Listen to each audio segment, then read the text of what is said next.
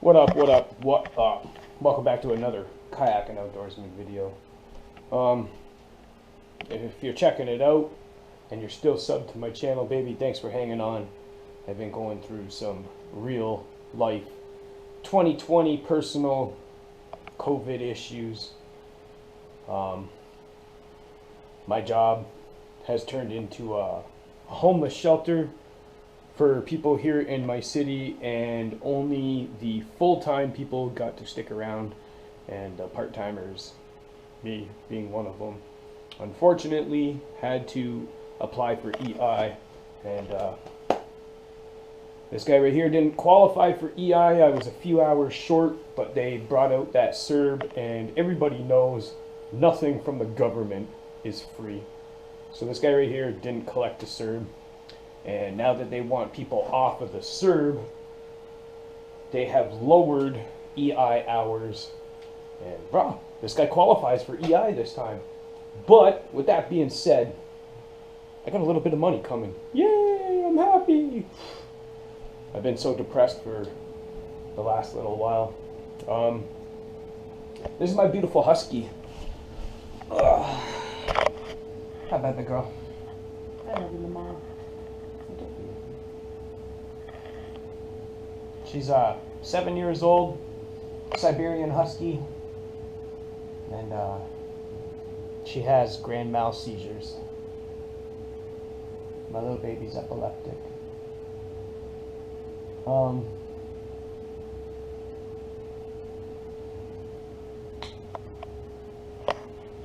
Just before the pandemic hit, Lamara had her first grand mal seizure. And man, some scary shit. It's really scary to watch,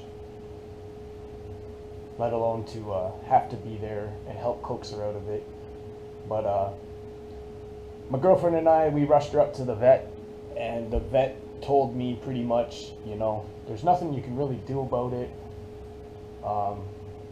My girlfriend wanted me to do something about it, so I agreed to pay $100 for blood work. I mean, that's not even going to tell you nothing.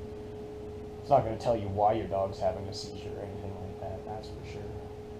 And her blood work came back fine, and the vet guy said that if it happens again in the next 6 months, bring her back.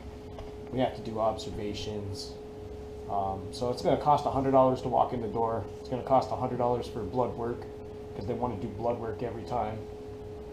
It's going to cost $70 for observations. We'll get to observations, what that means in a little bit. And he said if she has one within 6 months, bring her back. And we will have to do all that stuff, and we can make an appointment to send her away to get a head scan done. And that can run anywhere from like $1,200 to $1,600. You got to put your dog to sleep so that they can do it, and it will tell you if your dog is having epilepsy, or if she's got trauma to the brain, or if she's got a tumor. Alright, so anybody who knows anything about seizures, or has done any little bit of research on them, or has ever experienced one, usually will go out and do some research so they know what they're dealing with. And I did a bunch of research. I googled up what happened to my dog, and this is how I found out that she has grand mal seizures. Grand mal seizure is where your entire body goes in motion. You know, your hands, your feet, your hips, your head, everything. You pee, you can defecate, you can poo yourself. You drool, you puke. The whole body shakes in the whole 9 yards, and it's very traumatic situation to watch or be a part of. And you need someone with a calm heart rate to talk you out of it. It can last less than a minute. It can last up to 5 minutes. If they last like 5 minutes, you're usually going to have some trauma in the brain afterwards. But, you know, if you're calm, you can deal with it. Don't get too close to their face, because when they come out of it, some animals may turn, some may not. If you're calm, your animal usually remains calm.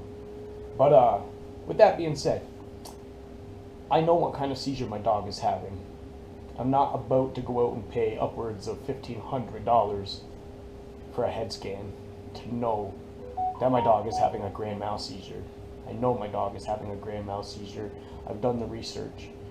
I've also read on the other kind of seizures. You know, it's usually just one body part that moves, not your entire body. And those ones are usually head trauma, scar on the brain, a tumor, something like that. Anyways, she had one just before COVID hit, and took her to the hospital for all that. And they said if she has one within 6 months, you bring her back. So 4 months, 4.5 months went by, and she had her second one. And I was home for that one again, so I was able to deal with it calmly. And very, very, very scary stuff. Still, like even on the second one, and you've had to deal with it, and you now know what you're dealing with, it was scary. So I haven't been fishing a whole lot. I mean, I've been out, but like my spirits are down. All right, so I haven't worked in my actual job in 5 months for a real paycheck. Man, if it wasn't for a couple of my homies that I got who have side jobs and their own businesses and stuff like that to keep me, man, I'd be hungry. If it wasn't for fishing during COVID 2020, my ass would be hungry. I'm now down to my last little broke bit of money in the bank, but thankfully I qualified for EI. So she had her second seizure, and the wifey and I brought her up to the vet again because she forced me to rush her up, and I'm trying to explain to her, don't, you're gonna just cost me money, this, that. And we brought him back up to Beatty's Animal Hospital here in Hamilton, Stony Creek Mountain area, and I brought her in, and this time COVID is in full swing, so there is no walking into the vet. It was calling them when you get there. All right, so my dog had her seizure, and within 45 minutes of my dog having the seizure, we were up there at the hospital. We called them. 10 minutes later, someone came to the front door and snatched my leash out of my hand. Didn't even give me a chance to be like, if there's another animal back there, not in a cage, man, keep my dog away. She does not like other animals. This, that, blah, blah, blah. I didn't get a chance to say nothing. They just grabbed the leash and started walking away. Anybody who's ever had an animal who has seizures, you know, it's very scary. If it's scary for you, it's scary for them. Right? When my dog first had the first one, she whined and whined and whined and whined for hours. As soon as I was out of her sight, she started crying. It's working me up to start. So her second one, she cried a little bit. When we got up to the hospital, they snatched the dog away from me and started walking away, and immediately she started whining and crying, and they went into another room, they closed the door, and on the other side of that door was another door where they go off into the back, and we gotta take my dog for observations. We're gonna get to observations. All right, so anyways, the lady at the receptionist, she remembered me. My girlfriend's name is the one who's on the list. She remembered me by name. She remembered my husky's name by name and said, oh my God, she's had her second seizure. Is she okay? This, that, blah, blah, blah, blah, blah. Started asking questions. She's the secretary. Keep that in mind. Me or my girlfriend, only one person is allowed in the room during COVID 2020. There is no other people allowed in. Social distancing and the whole 9 yards. I go in, and this person says, doctor will be in a few minutes.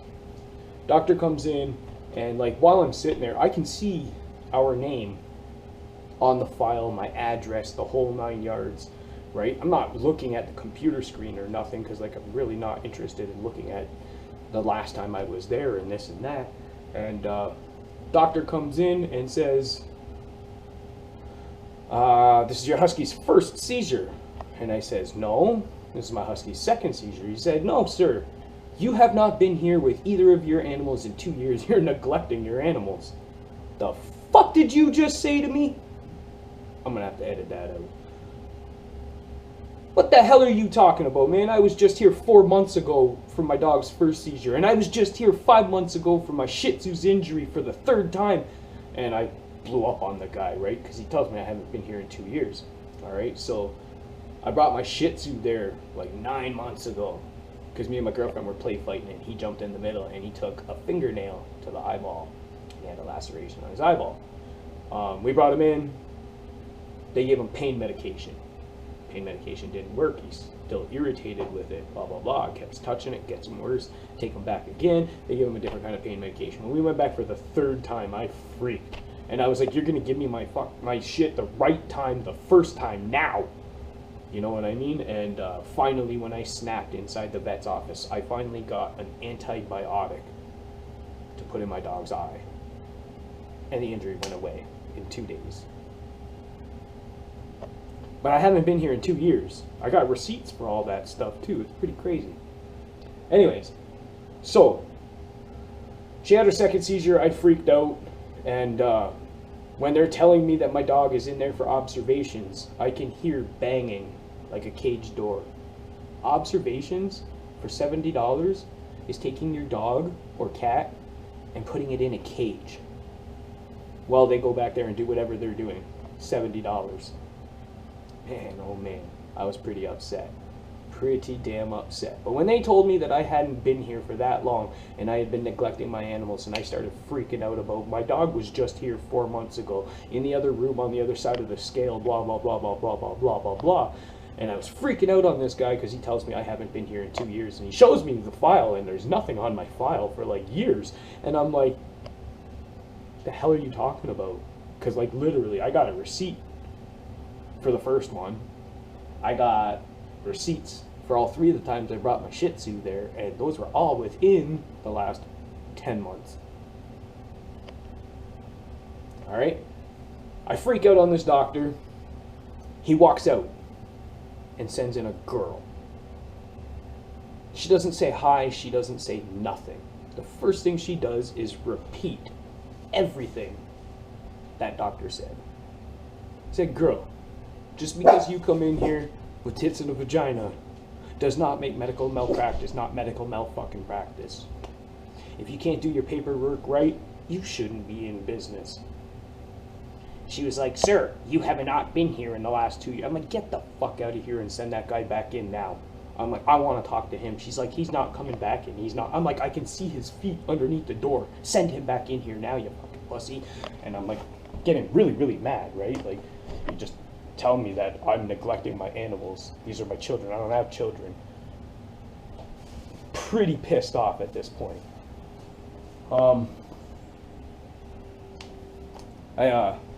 I walk out and I yelled at my girlfriend when I shouldn't have yelled at my girlfriend, but I'm asking her for the receipt for the last time we were here, and guess what? She didn't bring it. So, what do I do now? I don't have proof that I was here. Anyways, I'm freaking out on them, and I'm yelling, like, give me my dog now. Like, give me my fucking dog now. Get her out here now, because, like, we're going to have issues. I says to my girlfriend, I'm like, you're going to have to go back in there, because if he comes back in and says one more stupid thing, I'm probably going to beat him up, and I'm going to end up in jail. Over, you know, them being medical malpractice freaking doctors. And, so, I leave, and, I walk out of the doctor's office, and I go to the receptionist lady, and, she doesn't even want to look at me. She's pretty freaked out that this little 5'4" guy is now acting like he's 100 feet tall and he's ready to murder the world. But, I mean, this is my baby. I love my baby. Alright? Don't tell me that I'm neglecting my animals when I don't neglect my animals, you know what I mean? I love my animals.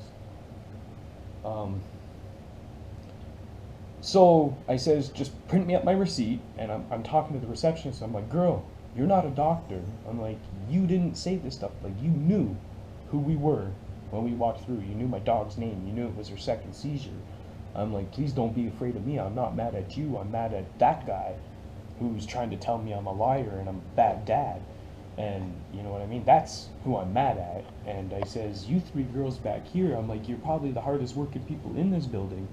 And I said, you got to do me a favor. And I pulled $15 out of my wallet and I said, you know, you girls go get a couple copies each. And she was like, I don't want that. And I'm like, listen, just because I'm getting raped for $100 for the visit and $70 for putting my dog in a cage and, you know, the whole 9 yards, I'm like, I'm just thankful, like, because they were like, we have to do blood. You don't have to do blood work, but you want to because it's $100. And I'm done with your vet. Like, give me my animal, give me my receipt. I'm out the door and I'm never coming back. And, the same doctor that told me that I hadn't been there in 2 years comes back in and says he needs to talk to me. And he apologizes and he says, no, we got the paperwork wrong, put it in the wrong file. You didn't put it in the wrong file. Bro, I'm like, you know, just give me my dog. I don't even want to talk to you. I don't care if you messed up. Thanks for apologizing. I'm getting the fuck out of here. I don't want to talk to you no more. My animals aren't coming here no more. I have just become one of the horror stories. I took my animals there for years. And for years, it was the same people with my animals all the time. My Shih Tzu loved them. He looked forward to going to the vets. My Husky, when she was a baby, met them and loved going to the vets. There was this redhead girl that worked there, and it was the same doctor every time for the first 3 years. And then after that, it was a different doctor and a different nurse. Like, how many different people are you going to finger my dog with? Like, come on, bro. Like, how many times is some 300-pound guy going to have to stick his sausage finger up my little Shih Tzu's butthole and squeeze his ribs and be like, oh, your dog's mean? Well, bro, you're 300 pounds and he's 20 pounds. What do you expect? Like, so I defended these people forever. But then I just became one of their horror stories. And, with all that being said, I haven't been fishing too much. I really haven't. I've been neglecting going out making videos. I haven't even been going into the bush and taking walks. My girlfriend's afraid for me to walk my dog far. My girlfriend's afraid for me to go too long. She had a third seizure. Less than a month and a week after she had her second one. So she had 3 of them in 6 months. And, she thinks that, you know, because I can't afford to pay $1,500 for a head scan, that I'm mean or I'm a bad dad because I'm not willing to go out and spend that kind of money to tell me that my dog is having grand mal seizures and she's epileptic, not have a tumor or a blah blah. Yeah, sure, she could have brain trauma. But the seizures she's having are grand mal seizures, and that tells me she's epileptic, not from a tumor or not from brain trauma.